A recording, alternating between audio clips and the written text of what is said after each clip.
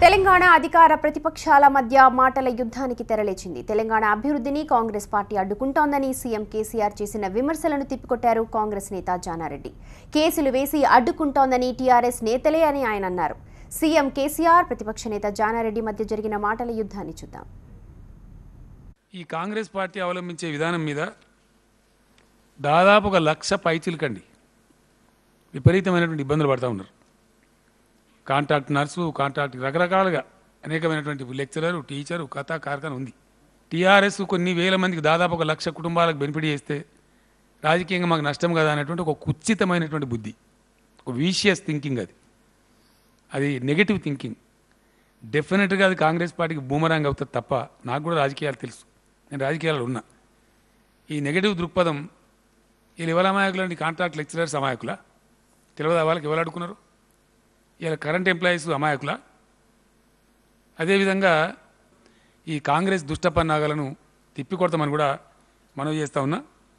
అధికార పైత్యంతో పైశాచికంగా వ్యవహరిస్తున్నటువంటి ప్రభుత్వం అని చెప్పి నేను తెలియజేస్తున్నాను. అందుకని వారు ఉపయోగించినటువంటి ఈ మాటలన్నీ మాకు వర్తిస్తాయా లేక ఆ ప్రభుత్వానికి, ఆ లీడర్లకు వర్తిస్తాయా అనే అంశం ఈరోజు సభ్య సమాజంలో ఉన్నటువంటి మేధావులు, విద్యార్థులు,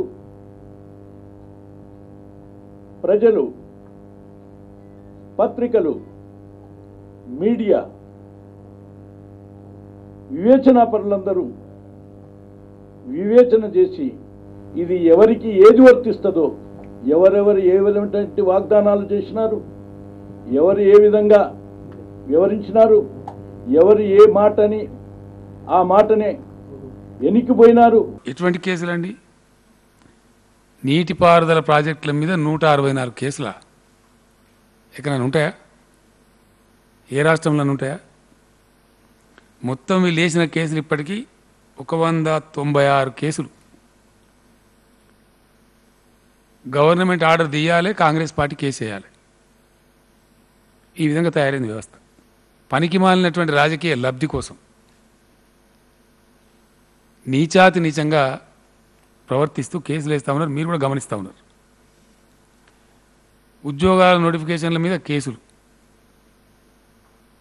పబ్లిక్ సర్వీస్ కమిషన్ మీద కేసులు, ఉద్యోగం ఇస్తే ఫలితాలు ఇచ్చి ఉద్యోగం ఇస్తే కేసులు, సింగరేణి డిపెండెంట్ ఎంప్లాయీస్కు అవకాశం కల్పిస్తే దాని మీద కేసులు, అన్నీ కూడా కాంగ్రెస్ పార్టీ.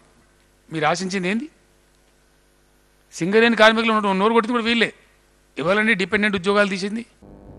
మీరు మీ ఇష్టం వచ్చినట్టు మాట్లాడినరో, కడుపు మండినటువంటి వాళ్ళు కోర్టులకు పోయినారు, లేక న్యాయం కావాలనే వాళ్ళు కోర్టులకు పోయినారు, చట్టానికి విరుద్ధంగా ఉన్నటువంటి విషయానికి కోర్టులకు పోయినారు. ఇది కాంగ్రెస్ పార్టీ చేసింది కాదే, మా కాంగ్రెస్ పార్టీకి సంబంధం లేదు.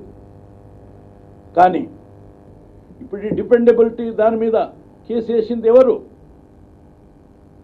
గతంలో జాగృతిలో ఒక మెంబర్ అయినటువంటి ఆయన వేసినట్టుగా నాకు సమాచారం తెలిసింది. వాస్తవమా కాదా ఆ ప్రభుత్వం వైపు ఉన్న వాళ్ళు తెలుసుకోవాలి. వాళ్ళు కాంగ్రెస్. ఈ ఎలక్ట్రిసిటీ దాని మీద వాదించినటువంటి అడ్వకేట్ ఎవరు? ఆయన గతంలో టీఆర్ఎస్ సభ్యుడని మాకు సమాచారం. కానీ ఇప్పుడు ఆయన ఎక్కడున్నాడో ఏమున్నాడో మాకు తెలియదు, మాకు సంబంధం లేదు.